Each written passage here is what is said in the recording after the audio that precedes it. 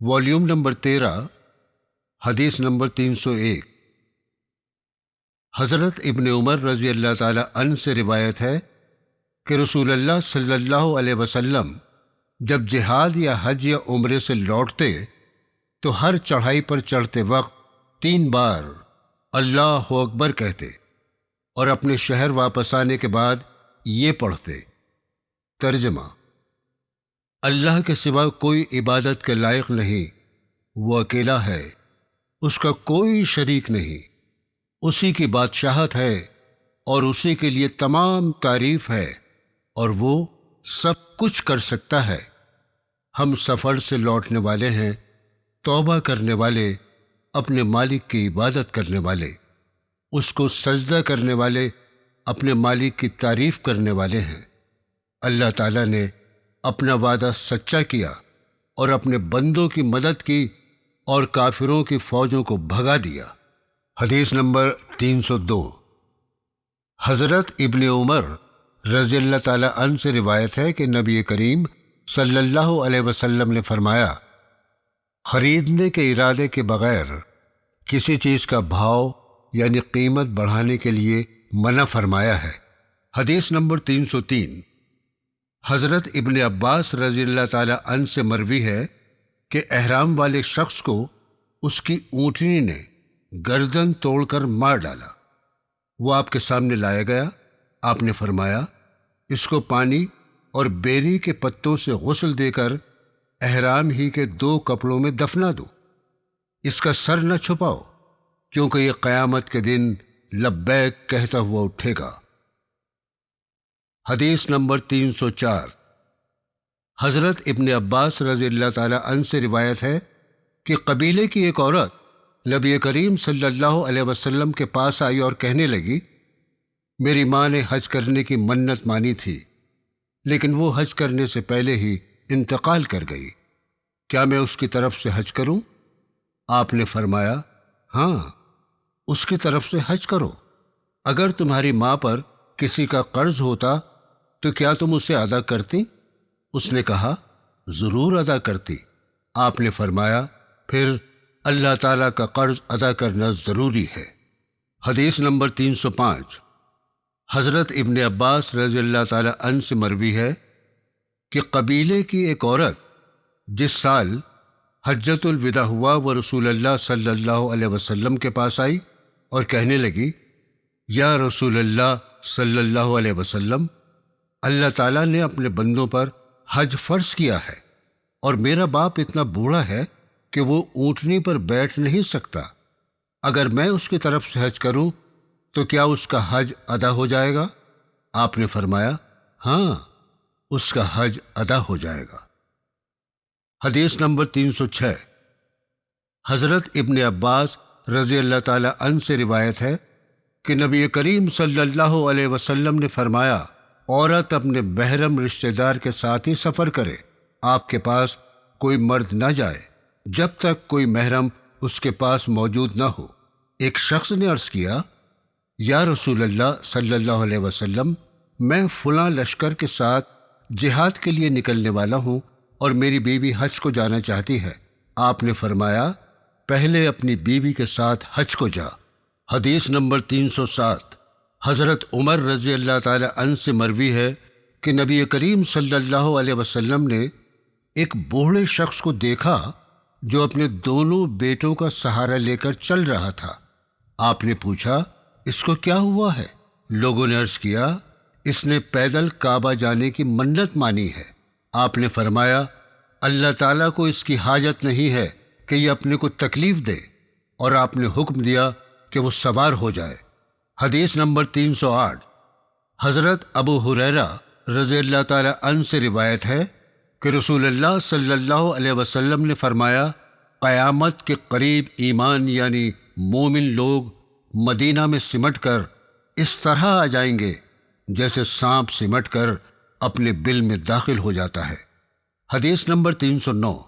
حضرت سعد بن ابی وقاص رضی اللہ تعالی عنہ سے روایت ہے کہ نبی کریم صلی اللہ علیہ وسلم نے فرمایا، مدینہ والوں میں سے جو کوئی بھی فریب کرے گا وہ اس طرح گھل جائے گا جیسے نمک پانی میں گھل جایا کرتا ہے۔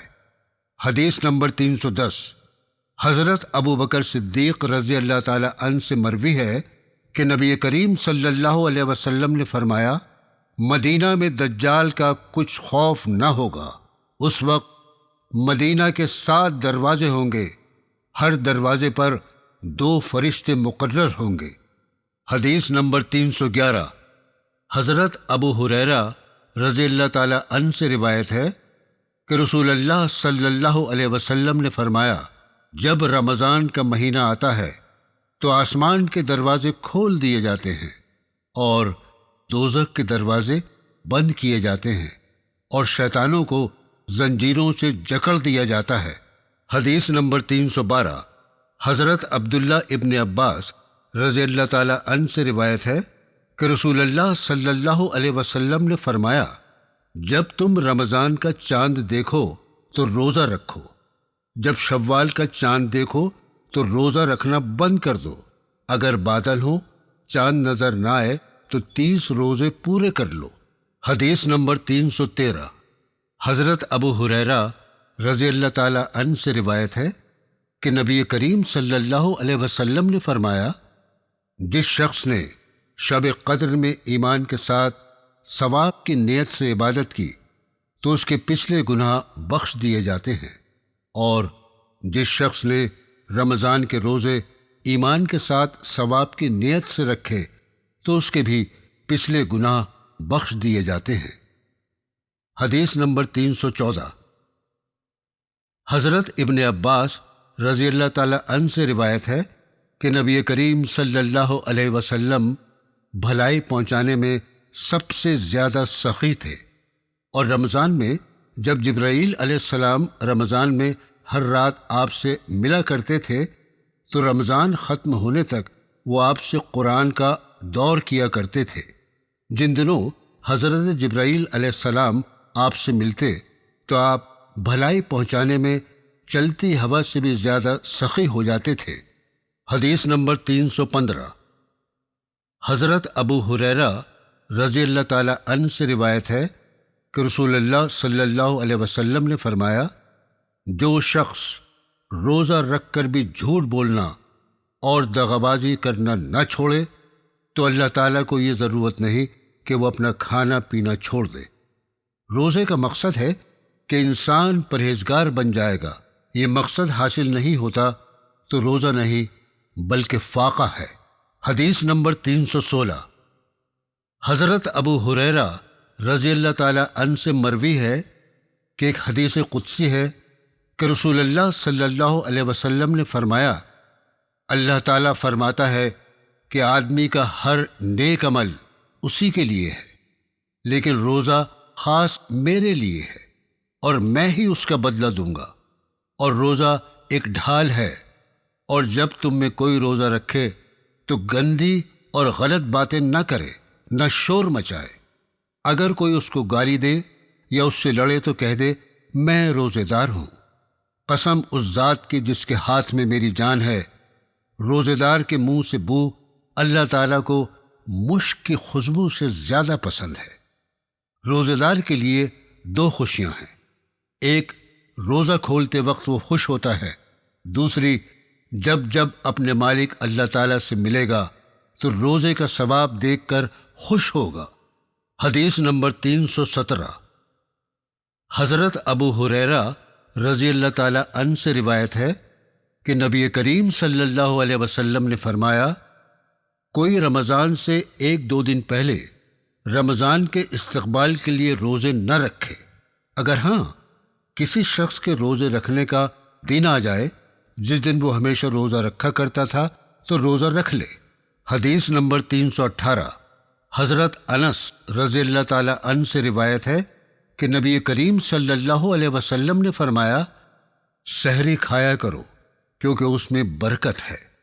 حدیث نمبر 319، حضرت ابو ہریرہ رضی اللہ تعالی عنہ سے مروی ہے کہ نبی کریم صلی اللہ علیہ وسلم نے فرمایا، جس شخص نے دودھ روکی گئی بھیڑ یا بکری خریدی اور اس کو اپنے گھر لے گیا اور اس کا دودھ نکالا، اگر وہ اس کے دودھ دینے سے راضی ہوا تو اس کو رکھ لے اور اگر راضی نہیں ہوا تو ایک سا کھجور کے ساتھ اس کو واپس کر دے۔ حدیث نمبر 320۔ حضرت ابو ہریرہ رضی اللہ تعالی عنہ سے روایت ہے کہ نبی کریم صلی اللہ علیہ وسلم نے فرمایا، جب بھول کر کوئی روزے میں کھا پی لے تو اپنا روزہ پورا کرے، کیونکہ اللہ تعالیٰ نے اس کو کھلایا پلایا ہے۔ حدیث نمبر 321۔ حضرت عبداللہ بن عمر رضی اللہ تعالی عنہ سے روایت ہے کہ نبی کریم صلی اللہ علیہ وسلم نے فرمایا، جو شخص غلہ خریدے تو اسے پورا کر لینے اور اپنے قبضے میں لینے سے پہلے فروخت نہ کرے۔ حدیث نمبر 322۔ حضرت عائشہ رضی اللہ تعالی عنہا سے روایت ہے کہ رسول اللہ صلی اللہ علیہ وسلم نے فرمایا، اگر کوئی مر جائے اور اس کے ذمے روزہ واجب ہو تو اس کا کوئی وارث اس کی طرف سے روزہ رکھ لے۔ حدیث نمبر 323۔ حضرت سہل بن سعد رضی اللہ تعالی عنہ سے روایت ہے کہ رسول اللہ صلی اللہ علیہ وسلم نے فرمایا، میری امت کے لوگ اس وقت تک بھلائی میں رہیں گے جب تک روزہ جلدی افطار کرتے رہیں گے، یعنی سورج غروب ہوتے ہی افطار کر لیں گے۔ حدیث نمبر 324۔ حضرت عبداللہ ابن عمر بن عاص رضی اللہ تعالی عنہ سے مروی ہے کہ رسول اللہ صلی اللہ علیہ وسلم نے فرمایا، عبداللہ، مجھ کو یہ خبر پہنچی ہے کہ تم دن کو روزہ رکھتے ہو اور رات کو نماز میں کھڑے رہتے ہو۔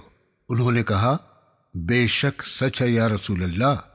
آپ نے فرمایا، تم ایسا مت کرو، روزہ رکھو اور ناغہ بھی کرو، عبادت کرو اور سو بھی، کیونکہ تمہارے بدن کا تم پر حق ہے اور تمہاری آنکھوں کا بھی تم پر حق ہے، تمہاری بیوی کا بھی تم پر حق ہے، تمہارے مہمان کا بھی تم پر حق ہے، اور تمہارے لیے مہینے میں 3 نفلی روزے رکھنا کافی ہے، کیونکہ ہر نیکی کا بدلہ 10 گنا ہوتا ہے۔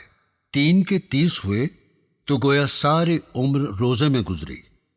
حضرت عبداللہ رضی اللہ تعالی عنہ نے کہا، میں نے اپنے اوپر سختی کی تو سختی کر دی گئی۔ میں نے عرض کیا، یا رسول اللہ صلی اللہ علیہ وسلم، میں اپنے میں زیادہ طاقت پاتا ہوں۔ اس پر آپ نے فرمایا، تم حضرت داؤد علیہ السلام کا روزہ رکھ لو اور اس سے مت بڑھو۔ میں نے پوچھا، حضرت داؤد علیہ السلام کیسے روزے رکھتے تھے؟ آپ صلی اللہ علیہ وسلم نے فرمایا، 1 دن روزہ 1 دن ناغہ۔ حضرت عبداللہ ابن عمر رضی اللہ تعالی عنہ جب بوڑھے ہوئے اس وقت کہتے تھے، کاش میں نبی کریم صلی اللہ علیہ وسلم کی چھوٹ اور رعایت کو قبول کر لیتا۔ ہر مہینے میں 3 روزے آسان تھے۔ حدیث نمبر 325۔